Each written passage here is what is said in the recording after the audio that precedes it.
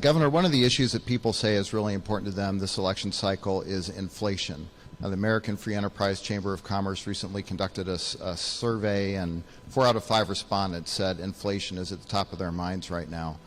3 years ago, the Fed was telling us that inflation was going to be transitory, that it would be over within a few months. Here we are 3 years later. Inflation is still running rampant. Housing is more expensive. Groceries are more expensive. Going out to eat is more expensive. What would a DeSantis administration do to bring inflation under control and provide a more prosperous future? Do the opposite of what these guys have been doing over the last. I mean, let's just be clear. The prices that you're having to pay, the decline of the standard of living, families falling further behind, even raising kids being cost prohibitive, that is a result of government policies. It didn't just happen. There are times when things happen in the economy that the government's not causing. This is starting with COVID.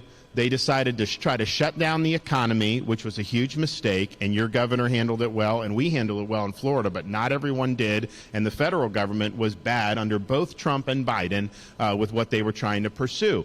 They borrowed and printed trillions of dollars in 2020 under the Trump administration, $4.4 trillion between March of 2020 and December of 2020.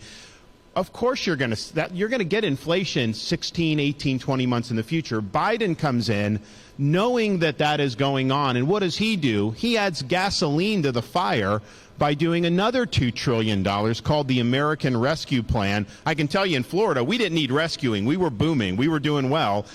They did that to be able to bail out the blue states that had locked down. And then, of course, the Fed, they expanded the money supply so much. I think it was just a miscalculation. But they did that, and then, as you said, they said, well, inflation's going to be transitory, not going to be a big deal. So they let it get out of hand. Then they've been raising rates, and that's had a devastating impact on families, on small businesses. So the root of it is government spending, over-borrowing, overspending, Federal Reserve policy. They should not be an economic central planner. The Fed should focus on stable prices. That's the only reason you would want a central bank. They think they can micromanage the economy. That does not work. You cannot micromanage a $25 trillion economy through central planning.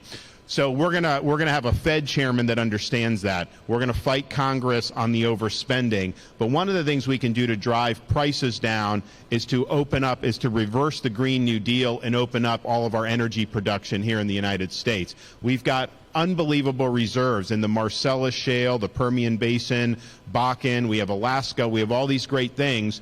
That will lower gas prices for people. It will lower prices throughout the economy. And honestly, it's good for our national security.